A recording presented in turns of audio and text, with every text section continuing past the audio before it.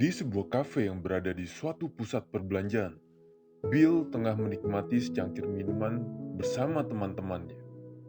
Percakapan berjalan dengan seru. Mereka membicarakan berbagai macam hal. Jill, teman Bill, bercerita dengan semangat bagaimana dia dan suaminya mulai mengakumulasi emas batangan. Beberapa waktu lalu, Jill menukar tambah perhiasan emas miliknya dengan emas batangan.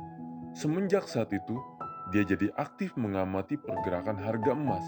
Setiap ada kesempatan, Jill selalu meminta suaminya membelikan emas batangan untuk menambah koleksinya. Bill menyukai ide tersebut.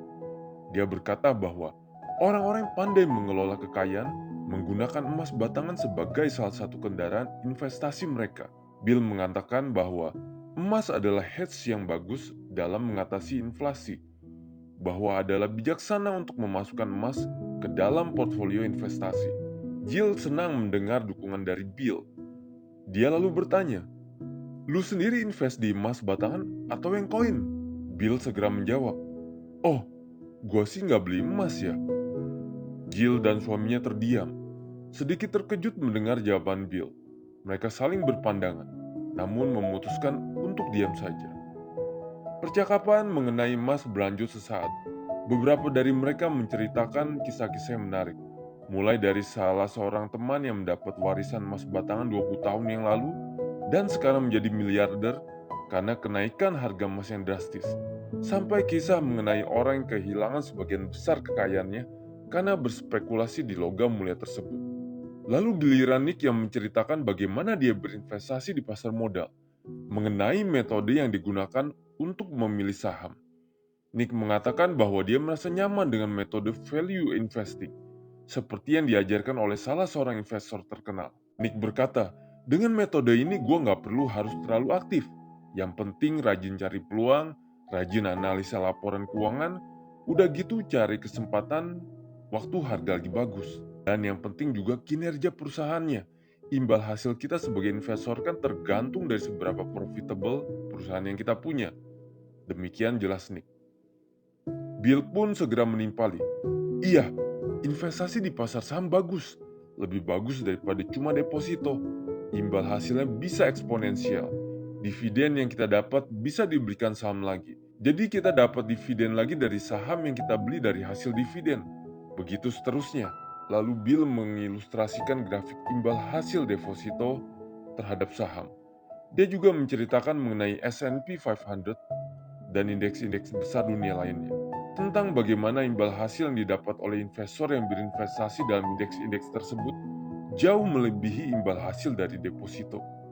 Nick senang mendengar bahwa kendaraan investasi pilihannya mendapat pengakuan dari Bill.